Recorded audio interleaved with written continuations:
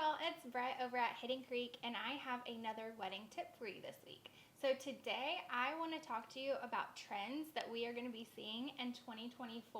If any of these trends stick out to you, feel free to reach out to me and I can help you brainstorm on how to incorporate them into your wedding. So thing number one that we are going to be seeing a lot of in 2024 are statement veils. People are tired of the plain, simple, short veils. We are going for embroidery. We are going for pearls. We are going for big statement cathedral veils. So that is really exciting to me because I am totally a veil girl.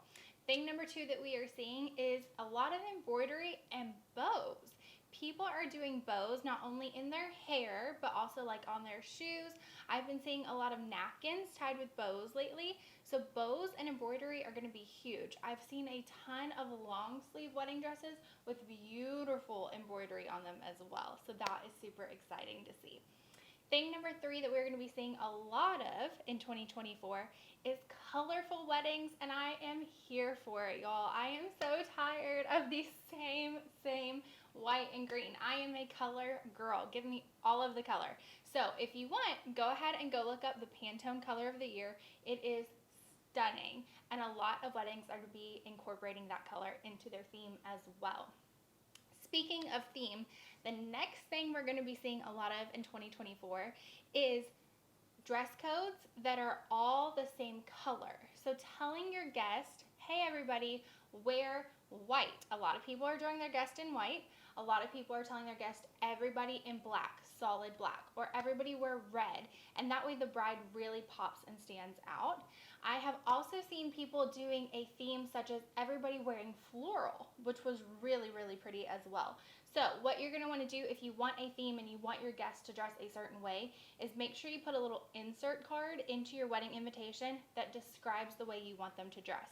So instead of just saying like black tie formal, you need to literally put a card in that invitation telling them what you want them to wear. Another thing we're going to be seeing a lot of in 2024 are petite bouquets. You have Sophia Richie to thank for this. She got married recently, and if you look up pictures of her wedding, she had a very small petite bouquet, and it was beautiful.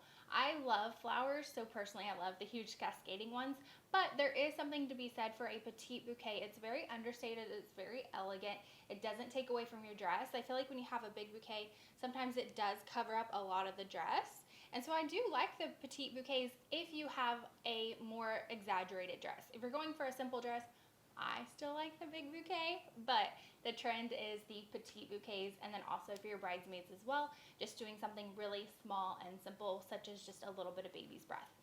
And then the next thing we're going to be seeing a lot of is short reception dresses. So I have seen so many people lately changing out of their ceremony dress for the reception and changing into a cute little one.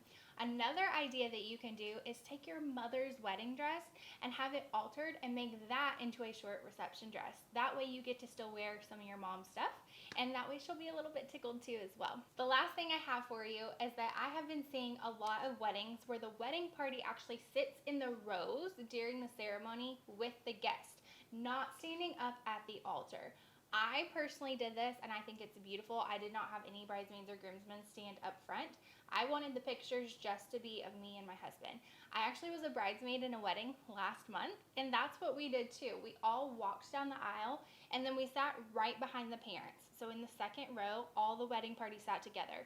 And then we still processed out as well. So after bride and groom, we still came out of the rows and walked back down the aisle. But this way we weren't all standing up at the altar. It didn't look crowded. It didn't look overwhelming. All of her pictures turned out stunning. So I hope that you are enjoying these videos. If you are, be sure to give it a thumbs up, and I will see you next time. Bye guys.